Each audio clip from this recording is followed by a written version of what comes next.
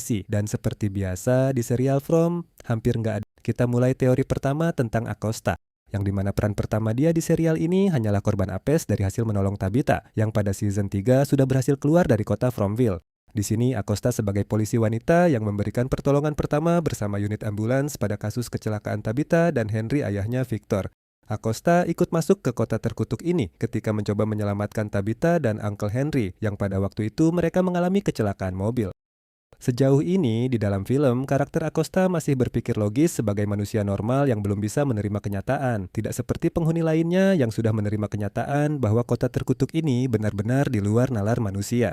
Karena Acosta masih rasional, dia mencoba kabur menggunakan mobil ambulans yang membawanya masuk ke kota ini. Sempat dicegah juga oleh Christy, namun malah ikut masuk ke dalam mobil bersamanya, hingga akhirnya mereka dihadang oleh Boyd dan yang lainnya. Dari perbuatannya tersebut, Acosta dikurung di dalam gudang penyimpanan bawah tanah oleh Boyd. Karena Boyd, mungkin ini bukan sekadar pilihan narasi yang tidak disengaja, melainkan petunjuk bahwa Acosta mungkin adalah reinkarnasi dari istri Boyd, sebagai bagian dari pola karakter yang secara tidak sadar menemukan satu sama lain di berbagai siklus kehidupan dalam kota tersebut.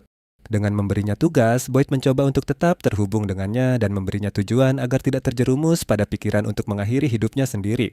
Akankah Acosta bisa melewati masa sulitnya, atau dia malah termanipulasi kembali oleh tempat ini nantinya seperti Abby?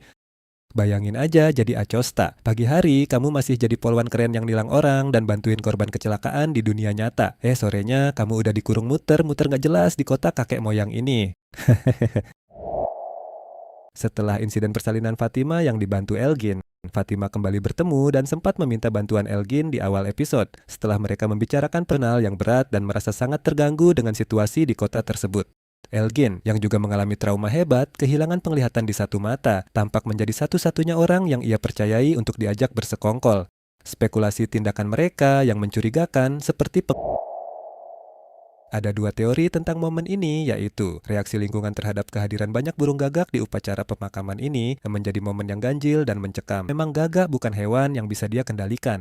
Interpretasi warga, Julie dan Tabitha juga merasa kawanan burung gagak seperti bentuk perayaan dan ejekan dari kota kepada mereka yang sedang dalam kondisi lemah dan berduka. Berlanjut, setelah upacara pemakaman segmen ini, Julie selalu dibantu Randall untuk menemukan petunjuk-petunjuk yang mungkin bisa membuka jalan keluar dari kota ini.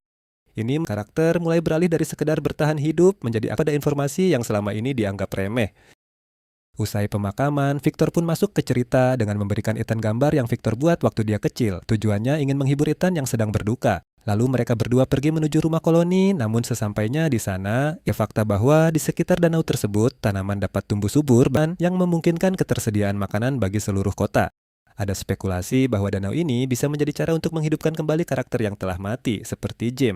Teori ini merujuk pada cerita Norman dan Danau Air Mata yang diceritakan oleh Julie, di mana ia mengubah narasi bahwa Norman akhirnya selamat dari monster menggunakan danau tersebut. Simbolisme Ethan dengan danau ini kemungkinan besar berhubungan dengan cerita The Grand Gulag yang merepresentasikan Ethan. Ethan sendiri memiliki firasat bahwa lokasi Brundles bukanlah Danau Air Mata yang sebenarnya, melainkan terletak di area pemukiman. Lalu Ethan pakaian tersebut di tanah secara nyata menghancurkan mekanisme pertahanan dirinya, sehingga ia mengalami breakdown atau krisis mental secara tiba-tiba. Secara keseluruhan, adegan ini menegaskan bahwa pakaian tersebut adalah simbol dari luka batin terdalam Victor yang belum sembuh, dan ada misteri besar yang belum terungkap sepenuhnya mengenai peran pria berbaju kuning dalam tragedi masa lalu Victor. Karena secara keseluruhan, kakek berbaju kuning ini hilang, apa kesasar, atau malah anak cucunya si kakek antah berantah ini. Dan kenapa kok sekarang terlihat lebih dewasa daripada sebelumnya? Apakah ini jadi indikasi bahwa sesuatu dalam siklus kota tersebut sedang bergeser? Apa ini bisa disebut oleh anak berbaju putih yang sebelumnya tidak pernah menua selama siklus yang tak terhitung jumlahnya, menunjukkan adanya perubahan fundamental dalam mekanisme siklus kota tersebut di musim ini? Kalau teori tentang siklus ini benar, mungkin semua yang terjadi sekarang